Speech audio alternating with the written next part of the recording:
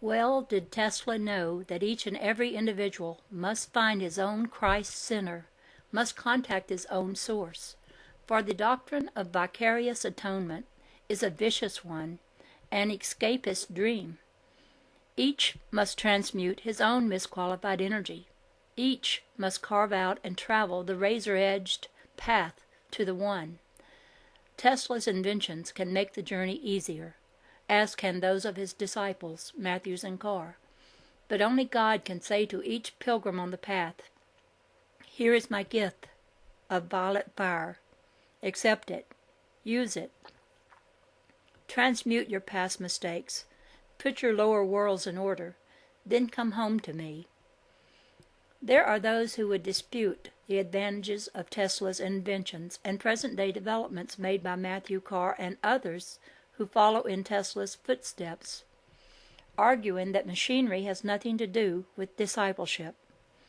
There are those who will say that we must not use a mechanistic approach, such as the anti-war machine, in trying to solve our problems, that we must use only love and understanding. But this attitude stems from the dreadful devoteeism generated under the misused influence of the sixth ray. Jesus was a practical man who lived in the workaday world. He made his ascension by the application of scientific principles, which is the only method anyone can use. It is only the impractical mystic who views science as a handicap.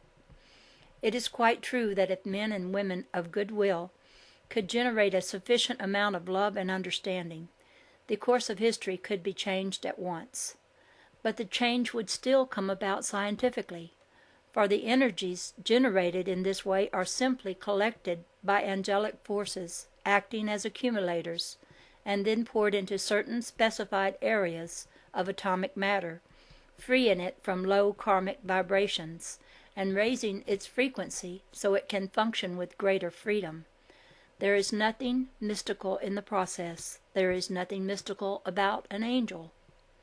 When angels walked and talked with men before the laggards came, they were accepted as a necessary adjunct to successful human evolution, as indeed they are.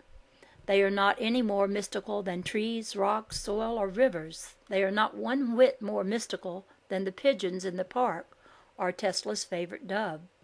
It is the dark forces who have conjured up that phony mystical story, so that people would feel that they had to be practical in the materialistic meaning of the word and depend upon a job, a boss, a national ruler, a military machine, instead of simply depending upon God and his adepts and his angels. So let us not despise a mechanistic approach which will allow us to lay down our weapons and give us the leisure time to develop the educated heart of love, the enlightened mind of understanding. As the ancient maxim advises, do not count the teeth of a camel which has been given to you with love, but ride it with thanks in your heart that you have a vehicle which will carry you safely through the hazards of the desert. Remember, too, that Tesla's anti-war machine is simply a mechanistic version of the wall of light built by Saint Germain's disciples through directed and controlled thought. But with this difference, Saint Germain's wall of light must, like the heriots themselves, function without interfering with man's free will. It would not be occultly permissible for adepts or disciples to build a wall of light which would cause all bombs to explode, as Tesla's anti-war machine will do. By taking human embodiment, Tesla could overcome that occult fiat to the extent that he could counter with his human free will the destructive weapons fashioned by other human free wills. That is why all adepts in ascended bodies have to work through disciples who are in physical incarnation. The disciple is perfectly free at all times to do or say anything, even when the word or deed may actually work against the forces of light. Of course, in that case, the disciple must carry the burden of the resultant karma. But a master is not occultly permitted to warn the disciples against errors. If he did so, he would interfere with the free will of the disciple and deprive the disciple of learning through his own mistakes. A master working in the light never follows a never follows a disciple around, telling him what to do and what not to do. On the other hand, black adepts do nothing else, and they even enlist the aid of parents, teachers, doctors, newspaper writers, and 1,000 other tools to assist them in their nefarious practice of enslaving the human mind through dictatorship. This kind of tyranny exists in virtually every home today, and it is a well-known fact that the forces of darkness are especially proud of the inroads they have made in destroying family love and harmony. Masters of the ageless wisdom do not direct their disciples to follow certain lines of thought or point out to them certain ideas which they should absorb. The disciple must at all times use his own discrimination and must through his own efforts learn to handle only that type of energy which will increase his God powers. Over the years, many disciples have been sufficiently alert to apply ideals which they learned from Tesla, for disciples range far and wide in their search for the truth, striving to recognize it and greeting it with joy when they find it. The mystic or the devotee usually makes the mistake of searching for truth only in nice but innocuous books, respectable surroundings, and sanctimonious environments. Therefore, it has not occurred to many persons to look into the findings of an electrical scientist like Tesla to confirm the truths put forward by Ascended Master Saint Germain.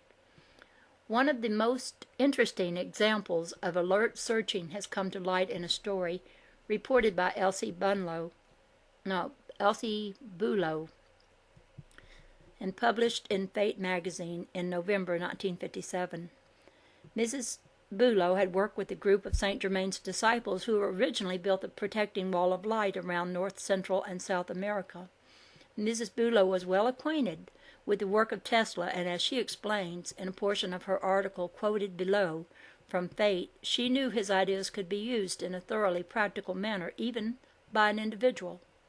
She then demonstrated this in many ways. She told the author that in experimenting with the Tesla methods, she found the techniques to be identical with those taught by Saint Germain and other hierarchs. When we lived in Illinois, we had a little toy terrier named Midgie. When Midgie was 9 months old, she was ready for love. We were filled with consternation at the thought of all the dogs in the neighborhood congregating outside our door. What could we do? I was reminded of the scientist Nikola Tesla. His scientific knowledge was four-dimensional. He believed in the spiritual nature of the universe and acted on the principle that all is governed by immutable law, that intelligence is present at every point in so-called space and can be acted upon through the power of thought. He astonished the scientific world by stating over 20 years ago that a wall of light, invisible and impregnable, could be built around a city. Its power to withstand any impact would be greater than that of any physical substance known to man, he said. Tesla was using thought dynamically to establish this wall of light from out of the very atmosphere in which we live, move, and have our being. He called this invisible substance intelligent energy, which could be thought into existence. He knew that thought was creative. Building this wall was not a supernatural feat, for we were dealing with energy. I had already learned to draw this wall of light around myself. Therefore, it was not an impossibility to conceive of a wall of light around our home. We decided upon a wall of light to exclude all amorous male dogs, to repel any dog which touched its charged area. Everybody has an atmosphere, or electrical field, and the atmosphere in which we live is filled with invisible atoms. The center of these atoms is the intelligence which keeps the electrons revolving around it, like the planets around the sun, in an orderly fashion, according to law. The pattern of the atoms changes with changing thoughts. With the above understanding, we visualized the wall of light around our house and its environs. We conceived of the outer surface as sending forth charges of electrical energy which would act as a repellent and result in completely discouraging all male dogs. We watched from the windows as the dogs came eagerly and confidently toward our home. There was a half a dozen of them.